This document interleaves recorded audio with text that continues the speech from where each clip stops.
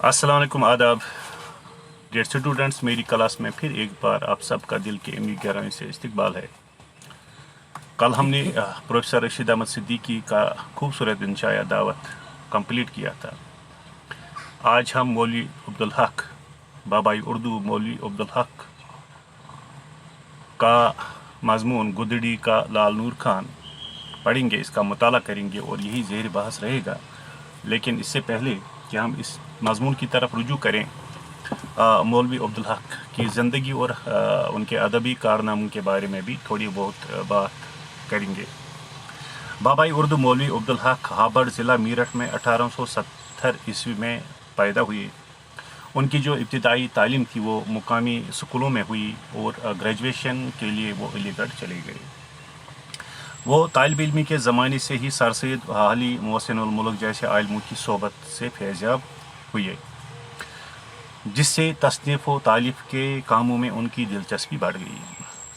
हैदराबाद में वो पहले मुदर्रिस के ओहदे पर फाइज हुए, फिर तरक्की करते करते इंस्पेक्टर मदारिस बन गए।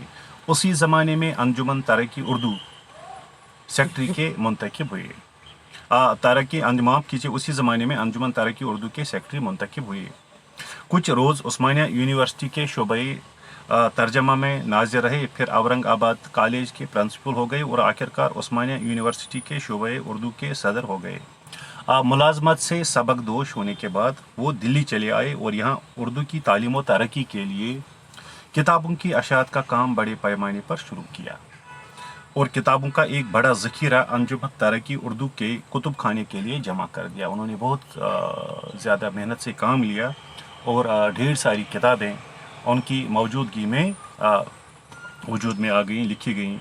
लेकिन वो बड़ा और बेशकीमत ज़ख़ीरा 1947 ईस्वी के फसादात के नज़र हो गया। जब 1947 में मुल्क का बंटवारा हो गया था, तब बहुत ही नुकसान हुआ था पाकिस्तान को भी, हिंदुस्तान को भी, और यही वजह है कि ये जो यहाँ का कुतुब खाना था वो भी आग की नज़र हो गया।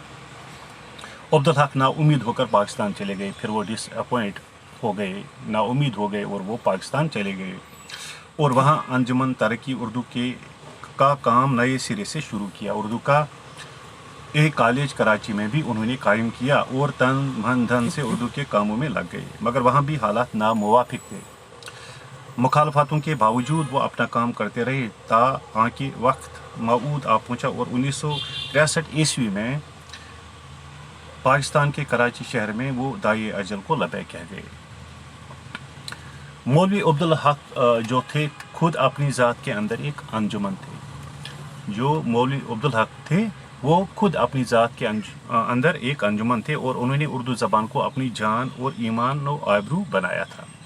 उन्होंने बरसाह बरस सहमाई रिसाला उर्दू के नाम से शाया किया। एक रिसाला वो निकालते थे उर्दू के नाम से, जिसमें खुद भी तहकीकी और तनकीदी मज़ामीन लिखे। उन्होंने खुद तहकीकी नवियत के और तनकीदी नवियत के मज़ामीन लिखे और दूसरे अहले कलम से भी लिखवाए।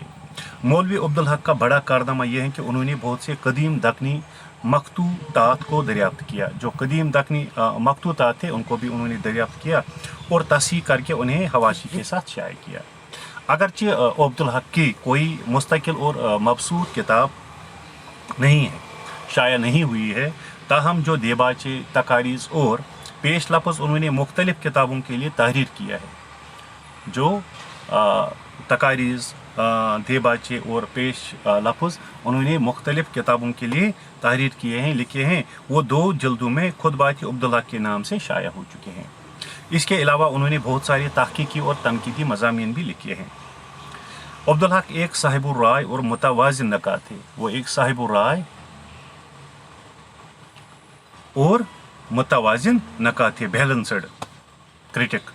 चंद हम असर खाकों पर मुश्तमिल उनकी अहम तसनीफ़ है। मौलवी अब्दुल हक ज़बान के बहुत बड़े पारख थे। उर्दू ज़बान पर उन्हें काफ़ी अच्छी दस्तरसी हासिल थी। उर्दू लिखने पर उन्हें बड़ा दरक हासिल था। उनका उसलूब सादा, रवां और सलीस है। हिंदी के अक्सर अल्फाज नहायत खूबी से इस्तेमाल करते थे।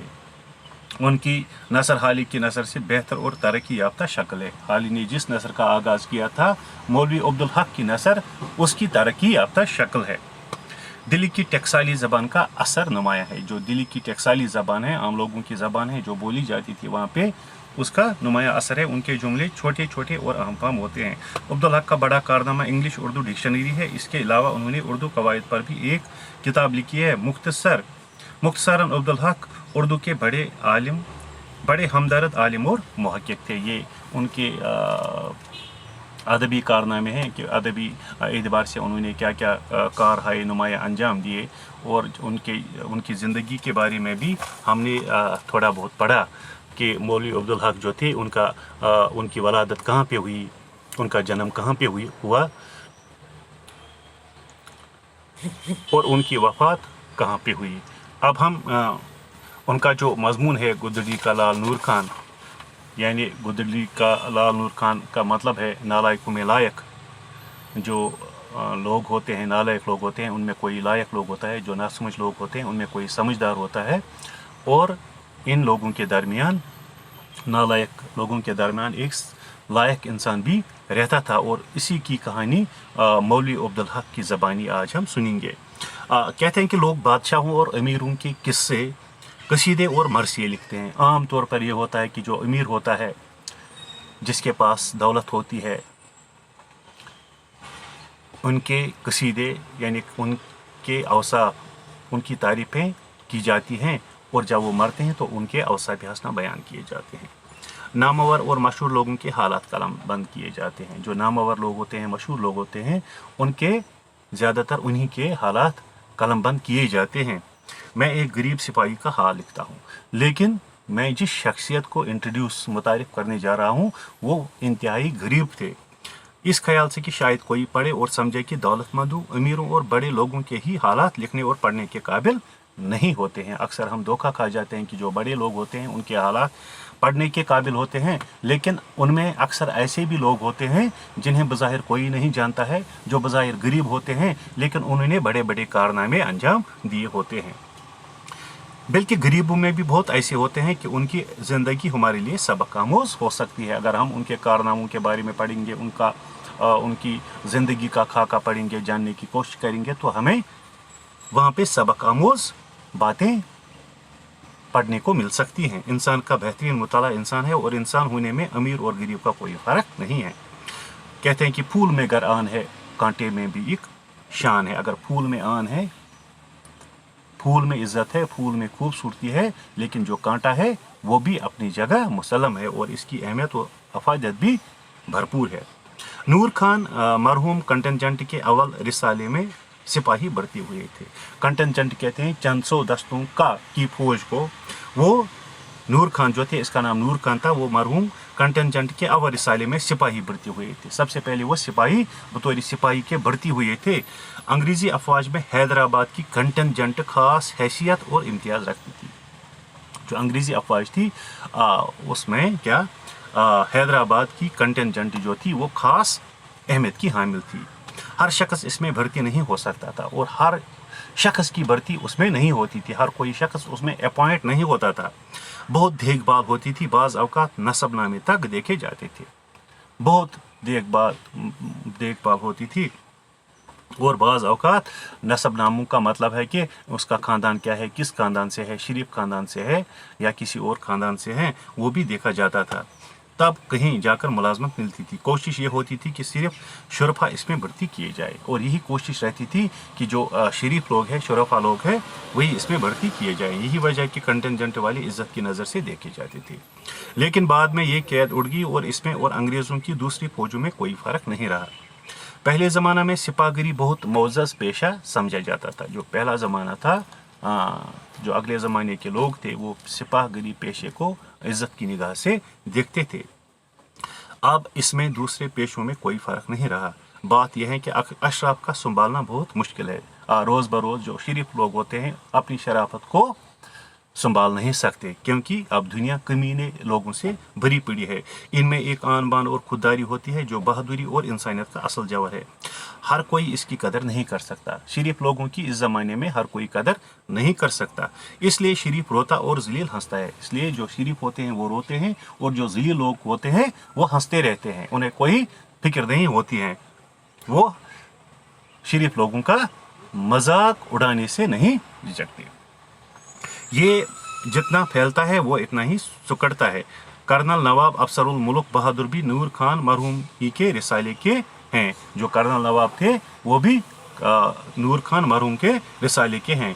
कंटेंजेंट के बहुत से लोग अक्सर तो कर्नल साहब मौसूफ के तवस्सुत से नवाब, कर्नेल, मेजर, कप्तान और बड़े बड़े ओहदेदार हैं, लेकिन देखना यह है कि कोई नूर खान भी है।